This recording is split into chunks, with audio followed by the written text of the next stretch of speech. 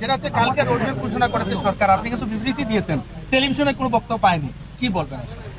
না, বলার যা তো কালকেই বলে দিয়েছি, নতুন করে আর বলার কিছু নাই। বলতেন আবার দেশের এই সংকট শেষ হওয়া দরকার এবং একটা অর্থবহ নির্বাচন সবার দীর্ঘদিনের আকাঙ্ক্ষা। কারণ 3 বার পরপর মানুষ ভোট দেওয়ার সুযোগ পায় নাই। আবার আমাদের অনেক যুবক যারা এবার ভোট দেওয়ার যোগ্য হয়েছে, তাদেরও সুযোগ সৃষ্টি করে দেওয়া দরকার। এই জন্য সুষ্ঠু একটা নির্বাচনের জন্য আমরা 4টা কথা বলেছি।